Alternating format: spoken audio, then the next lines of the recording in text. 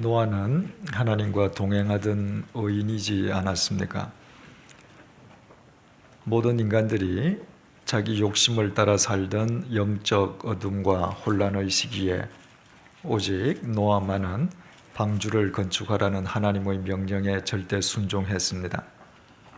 축구장보다 더 큰 방주를 짓는데 하나님께서 노아에게 단돈 1원의 경비도 물자도 단 한 명의 인부도 붙여주시지 않지 않았습니까? 그 모든 것은 철저하게 노아의 몫이었습니다. 하지만 노아는 이의를 제기하지 않았습니다. 노아는 그 방주를 짓기 위해서 자신의 인생과 모든 것을 다 하나님 앞에 기꺼이 바쳐야만 했었겠죠. 또 노아가 홍수가 시작되기 일주일 전에 방주에 들어간 뒤에 홍수가 내리고 창일했던 물이 다 마르고, 그래서 노아가 다시 방주에서 나올 때까지 1년 17일이 소요되었다고 그랬죠. 그 제한된 공간 속에서, 그것도 그 방주에 있는 수없이 많은 생물들에게 매일 먹을 것을 주고 보호하는 고역 속에서 노아가 믿음을 지킬 수 있었던 것은 방주 천정에 달려있는 유일한 창문을 통해서 하나님만 바라보았기 때문이라고 했습니다.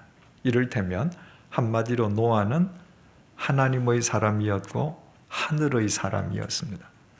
노아가 매일 주어진 오늘을 그렇게 산 결과로 그는 인간의 두 번째 시조가 된 것이죠. 하늘의 삶, 하나님만 바라보는 삶을 산 결과로 하나님께서 그에게 주시고자 작정하신 새로운 미래와 희망의 실체로서의 새날을 누리게 된 것입니다. 그 노아가 방주에서 나왔습니다. 그리고 세월이 경과했단 말이에요. 그랬더니 지난 시간에 본 것처럼 노아가 이시하 아다마가 되었습니다. 땅의 사람이 되었습니다.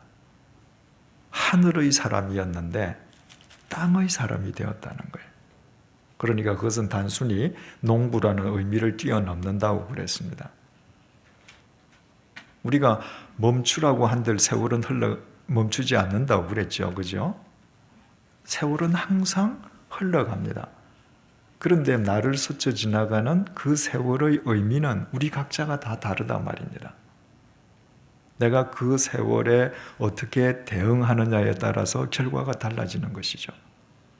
어떤 사람은 세월의 흐름이 영적 성숙을 의미하기도 하지만 어떤 사람은 하나님과 자신을 결별시키는 영적 교만의 상태에 빠지기도 한다고 그랬습니다. 세월이 흘러간다고 하는 것은 나의 연륜이 높아지는 거 아닙니까? 내 직책이 높아지는 거 아니에요? 내 수하 사람이 많아지는 거예요. 또 때로 나의 소유가 커질 수도 있습니다. 그래서 자칫 잘못하면 우리가 하나님을 보던 사람일지라도 세월이 흘러가면 자기 스스로 하나님이 되기가 쉬운 것이죠. 자기 삶 속에 하나님만 의지하고자 하는 공간이 그만큼 점점 좁아지는 거예요. 노아가 그처럼 이시하 아다마가 되었습니다. 어느 정도로 땅의 사람이 되었는가?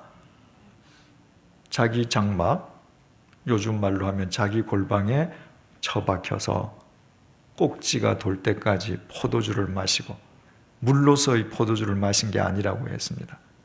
완전 술로서의 포도주를 마시고, 그리고 자기 하체를 다 벗고도 알지 못할 정도로 자기 통제력을 상실할 정도로 철저한 땅의 인간이 되어버렸습니다. 그 수치스러운 모습을 둘째 아들 함이 봤죠.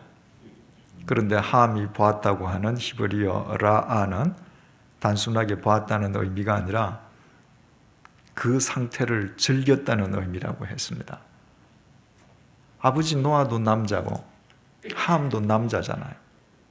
그러니까 그 히브리말 라아라고 하는 동사가 어떤 형태로 함이 즐겼는지 구체적인 것은 알지 못하지만 비정상적인 방법으로 어떤 변태적인 마음으로 함이 그 상태를 즐겼다 하는 것을 알 수 있습니다. 거기에 그치지 않고 함이 나가서 떠버리기까지 했었죠. 여러분, 함은 노아가 주워온 자식이 아닙니다. 함은 노아가 방주를 탔을 때에 제외되었던 인간이 아니에요. 방주를 탔을 때 8명이 탔는데 그 8명 가운데에 한 명이 함입니다. 하나님께서 당대의 의인으로 보셨던 노아의 아들이에요. 그 함도 1년 17일 동안 방주에서 천정 창문을 통해서 하나님만 바라보던 사람입니다. 그러니까 그 방주에서 믿음으로 살아남았죠. 그런데 불행하게도 아버지 노아가 나이 들어서 땅의 인간으로 전락했을 때 그 여파가 아들에게도 미치더라는 거예요. 함으로부터 이야기를 들은 큰아들 셈과 막내아들 야벳은 자기 아버지의 그 수치스러운 모습을 보지도 않고 아버지가 벗어둔 옷을 어깨에 메고 보지 않으려고 뒷걸음쳐서 아버지의 수치스러운 것을 가려드리고 그리고 고개를 돌린 채 다시 나왔습니다. 함은 보고서도 안 했는데 셈과 야벳은 보지 않고도 할 일을 행한 것이죠. 그래서 함은 저주를 받아서 종의 종들이 되지 않습니까? 그죠? 야벳은 아주 창대하게 돼요. 또 셈은 하나님이 셈의 하나님이 되어 주셨습니다. 여러분, 노아가 하늘의 사람일 때는 분명히 새로운 미래와 희망의 실체로서의 내일을 얻었는데 인간의 두 번째 시조가 된 것은 어제 삶의 결과지요. 그죠? 그런데 그가 나이 들어서 땅의 사람으로 전락하니까 그의 미래의 한 부분이 허물어집니다. 우리에게 있어서 미래는 뭐예요? 우리는 몇십 년 살다가 이 땅에서 사라지지 않습니까? 우리가 사라져도 이 땅에 남아있는 현존하는 미래가 있습니다. 뭐예요? 우리 자식들 아니에요. 그런데 노아 자식 중에 한 명의 인생이 허물어졌습니다. 노아가 땅의 인간이 되었을 때 새로운 미래와 희망의 실체가 아니라 새로워야 할 그 미래의 일부분이 허물어져 내린 것입니다.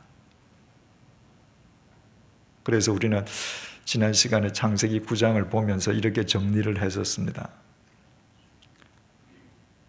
우리는 세월이 아무리 흘러도 변함없는 믿음의 이정표로 믿음의 자리 위에 서 있어야 된다는 거예요. 자식들은 때가 되면 떠납니다. 아니, 다시 말씀드리겠습니다마는 좋은 부모는 때가 되었을 때 자식을 떠나보내는 사람이죠. 좋은 부모는 자식을 빨리 때가 되었을 때 자립시키는 부모입니다. 그렇다고 해서 관계가 단절되는 건가요? 아닙니다. 자식이 자립인으로서 또 자기 자식의 부모로서 살아가는 동안에 인생의 고비를 만날 때마다 내가 지금 어떻게 무엇을 결정해야 될 것인가? 답을 알 수 없을 때마다 그때마다 내가 돌아다 볼 때 내 아버지가 어머니가 믿음의 이정표로 서 있으므로 그들에게 인생의 해답을 믿음의 해답을 주는 부모로서 이정표로서 서 있어야 된단 말이에요. 그 부모가 좋은 부모입니다. 두 번째로 우리 인생은 세월이 흘러갈수록 더 아름다워져야 돼요. 노아처럼 하늘의 사람이었다가 나이 들어서 땅의 사람이 되면 안 된다는 거예요. 우리가 젊었을 때 실수할 수 있습니다. 젊었을 때 우리의 생각이 짧고 유치할 수 있어요.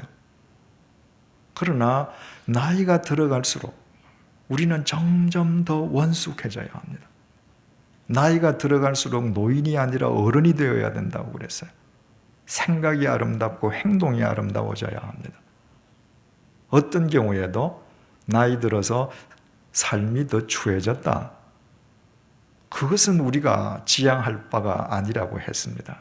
그래서 세 번째로 우리는 정말 우리의 구주 되시는 예수 그리스도에게 감사하고 주님 안에서 깨어 있어야 된다고 했습니다. 우리가 얼마나 허물이 많습니까? 노아도 말년의 땅의 사람이 된 바에 어떻게 우리가 우리 스스로 우리의 생을 완전히 가꿀 수 있습니까? 수없이 많은 허물이 있음에도 불구하고 주께서 우리 속에 와 계시고 우리의 허물을 용서해 주시고 우리의 부족한 부분을 메꿔주시고 우리가 바른 믿음의 이정표가 될 수 있도록 날이 갈수록 우리가 진리 안에서 더 농익은 그리스도인이 될 수 있도록 주께서 우리를 도우셔요. 그러므로 그 주님 안에서 우리가 깨어 있어야 한다. 그리고 내가 다른 사람보다도 더 의로운 삶을 살지 못했음에도 불구하고 당신의 절대적인 주권으로 나를 구원하시고 나와 함께하고 계신 그 주님께 감사함으로 주님과 동행하는 삶을 살아야 된다고 했습니다.